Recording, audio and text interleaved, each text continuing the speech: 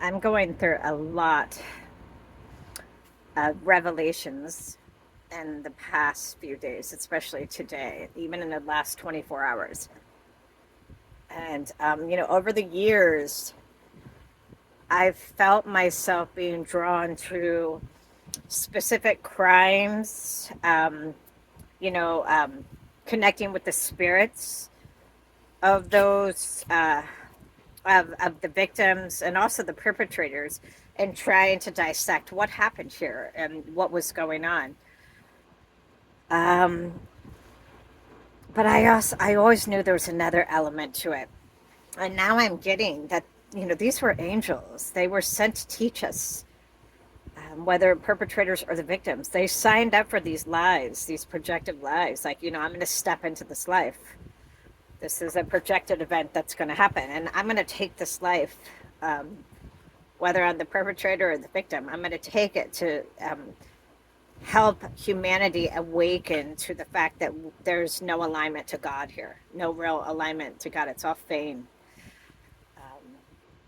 And um, I realize now there was another element to it, that these spirits didn't get to absolve their karma, and they're angels.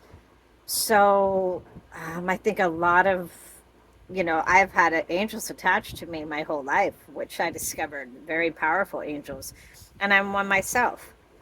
And so part of connecting to them and gravitating towards them to connect to them is helping them cleanse themselves, helping them go through the process of ascension, like taking on um, the work of helping them absolve their karma so they could go home, because here they were in service to God and humanity.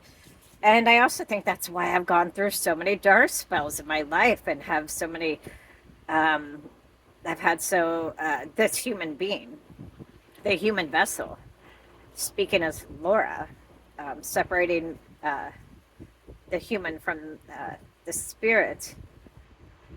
Why the human went through so many dark spells? Because she had this energy attaching to her uh, during the process of cleansing, and moving through Gabriel and getting through to Michael. Because when it comes to spirits like this, we are doing the work essentially for them, helping them to absolve their karma through Laura. Um,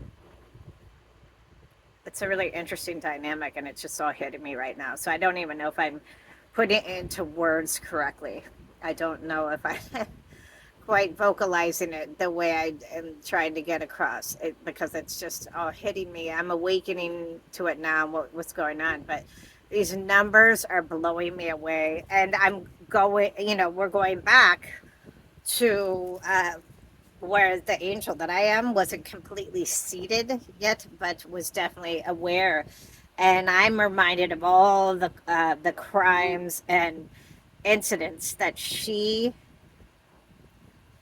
uh, um, focused on, and connect, and all the spirits she connected with.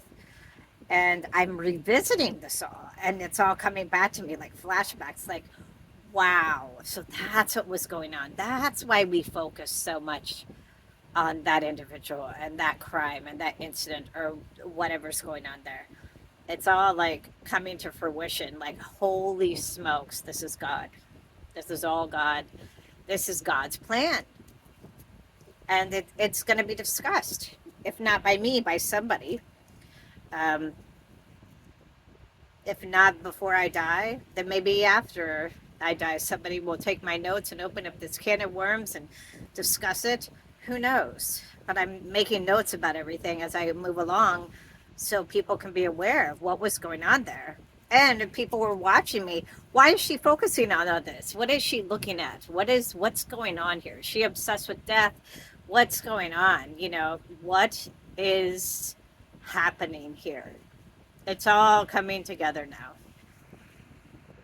It's very um, daunting, And at the same time, it's like, whoa, if you didn't believe there was a God before, and that God is trying to bring attention to us now in this time and awaken humanity in the most provocative way, yes, and an unsettling way, because that's what it's going to take to break all the, um, uh, break through all the confinements and all the oppression. It's going to take that. It's going to take something spectacular, even if it is uncomfortable and unsettling, to break through all that. To awaken us to just how wrong we have been operating and moving along. Speaking of humanity, not spirit, humanity.